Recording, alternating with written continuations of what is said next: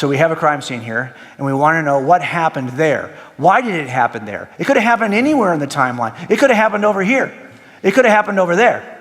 Why did the crime happen when it happened? Is it possible that there's something about the timing of the crime that might give away who did the crime? Yeah. Because it could have happened anywhere on the timeline, but it happened instead on that little blue spot. Does the timing identify the killer? So let me show you what we're trying to do here is basically look at this and ask the question, here's your timeline. So the question is, why did this happen, where it happened, and why did this happen when it happened? So let me give you the actual crime that I described in our book, which is a case we had a number of years ago where a woman was killed, went missing. We never found her body, went missing in May of 2000. Okay, so she vanishes. There's a big bomb that goes off on the day she vanishes, and there's a bunch of evidence that occurs in that fuse. I'm just going to put it all on the screen right now. Now, I want you to watch what we're about to do. So in order for this to go off right here, in order for this crime to occur in our city in May of 2000, well, it turned out that crime would never have occurred in our city except that this couple moved into our city, Steve and Tammy. So Steve and Tammy move into our city. Crime's not going to occur in our city until they get there. And the reason why they came was because he had a job. So he wasn't going to move into our city until that job appeared in the auto shop. The auto shop wasn't even there until January of 2000. So this crime could not occur until after, in our city anyway, until after January because he didn't even live in our city until then. Then they got to move in. So now it turns out there's a red zone in which the crime can occur in our city. It's right there. Do you see it? That's the red zone. It's only going to occur in our city at that point because now they're in our city at that point. Now there's more. Let's go ahead and do another overlay. It turns out he borrowed a tub which he used with acid to get rid of her body, from a friend. Now that friend got the tub from one of his employer. Well, the employer gave him the tub in 1999, and he gave the tub to my killer over here. So now, in order to use the tub to commit this, and that's where we think she got rid of him, the tub, to do that, to do the murder in our city, and use a tub to dispose of the body, the crime has to occur here. Red zone's shorter, it's smaller. Other stuff happened though as well.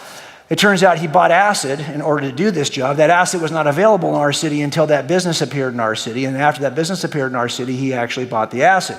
So in order for that crime to occur the way it did in our city and him to use acid to destroy her in the tub, red zone, it's smaller. Got it so far? Okay. There's more. Now, it turns out, it's a little bit off the screen, just forgive me on that, but it turns out that in November, she was due to have a baby, and nobody knew she was pregnant, was going to have a baby, except for him. She had not told anybody. He did not want another baby. He already had one with a different woman. He did not want that baby to be born. That baby was going to be born in November, but worse than that, so that actually puts a cap on that end. If he wants to get rid of her before the baby's born, he's got to kill her before November.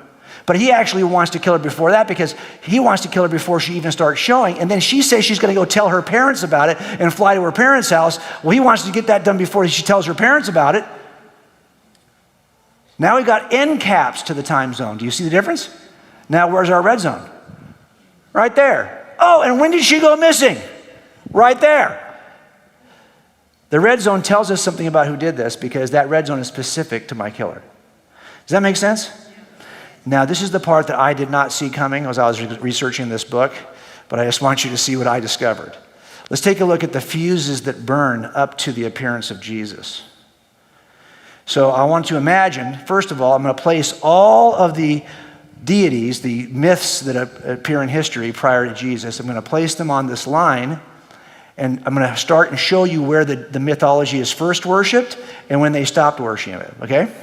We know that from history, when these deities were first worshipped and when they ended it. And I'm going to put all of them on the screen for you here. So, here we are. You can see them building.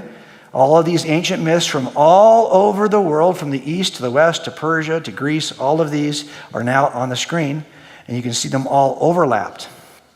Why am I showing you this? Well, if God wanted to appear at a time in history when the most number of these myths were still being worshipped so that there were people on planet Earth who shared these common expectations, and the highest number of people on planet Earth who shared these common expectations of deity, he would have to come when the most number of gods are still being concurrently worshipped Are we clear?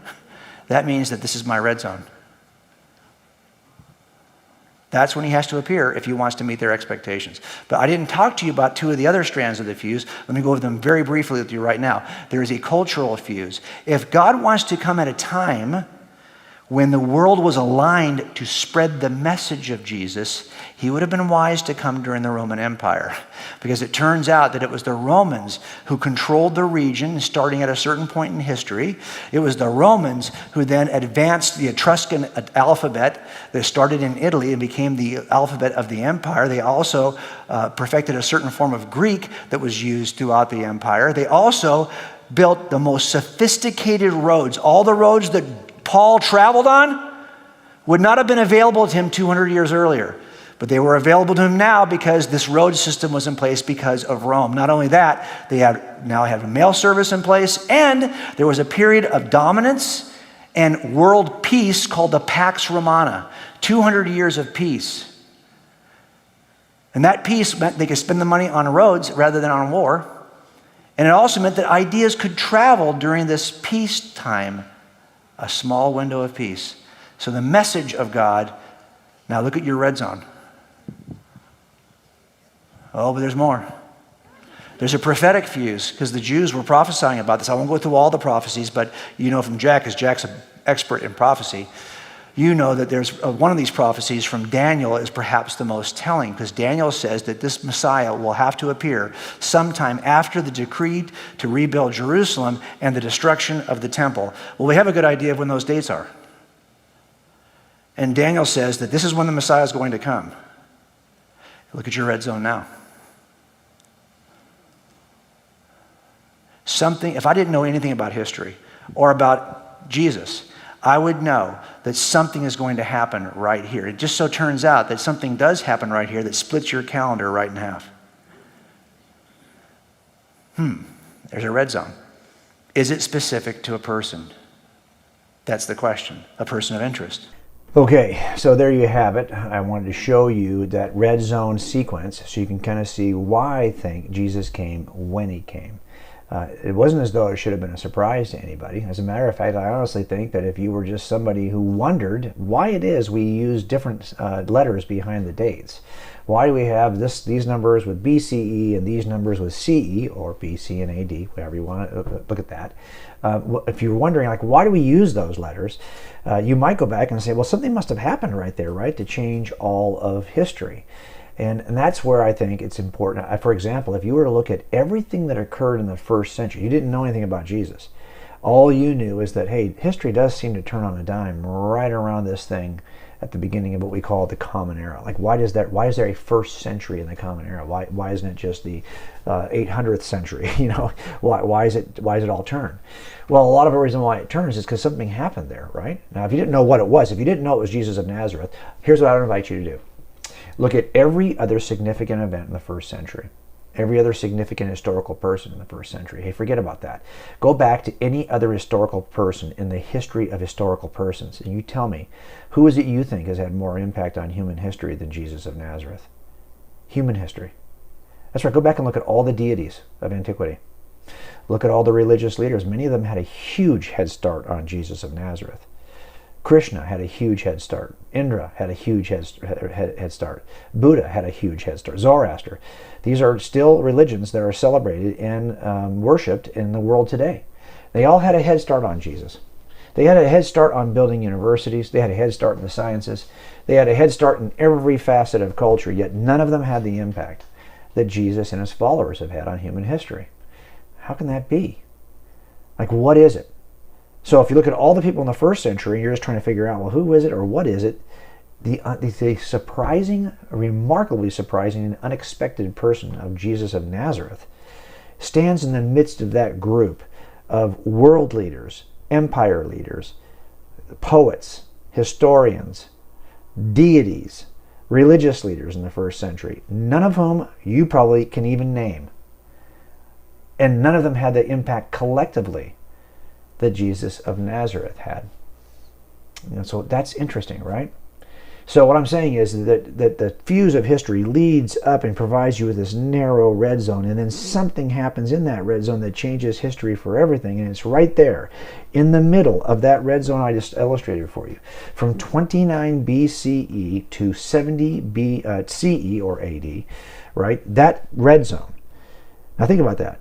About a third into that, Jesus arrives, and then about another third through it, he is crucified. It turns out he occupies that space smack dab in the middle. Really? That you don't find that at least a little bit surprising? Unnatural? Remarkable? Supernatural? You don't find that in some ways telling? Well, we haven't even talked about so far, at least in this video, the impact, the fallout that Jesus had in history. And here's my whole point in writing Person of Interest. I wanted to show you that there's something divinely supernatural about the arrival of Jesus in history and the impact he had on all of us, regardless of where you are on planet Earth. He's not just a Western civilization phenomena. If you are interested in the sciences are being done all over the globe. They are all indebted to Christ and his followers, regardless of where you are today doing science. You can thank the history of science, which is dominated by Christians. Oh, education, you got an education? I don't care where you got it in the world. If you got a modern education, you can thank the founding, the innovators of education, from kindergarten all the way through to modern universities, Christ followers. You can thank the monasteries. You can thank the cathedral schools. You can thank the three first modern universities in Bologna, Paris, and Oxford. These were all established by Christ followers, because he inaugurated a worldview. And we'll talk more about that. And certainly I've written about this in great detail in Person of Interest. And when I'm writing Person of Interest, I'm trying to write it in such a way that it's not just a fact book. Because I get it. If I just say, let me just show you all the facts related. No, that would be boring. I'm trying to give it to you in a narrative form as we work through a homicide investigation together and then trickle out the details related to Jesus of Nazareth. I hope it'll keep you engaged. You'll find it something you can have your kids read. If nothing else, folks, we have to make sure that our young people understand how history sets the table for Jesus and how deeply Jesus and his followers have impacted history, because we are in danger of letting it stop if we don't continue to do what Jesus initiated. All right, I hope that helps you this week as you think about the reason why Jesus came when he came. And I'll see you right here next week at Cold Case Christianity. To hear more from J. Warner Wallace, please visit coldcasechristianity.com. For more information on this week's topic, visit youtube.com/coldcasechristianity with J. Warner Wallace. Thank you for joining us on this Cold Case Christianity broadcast.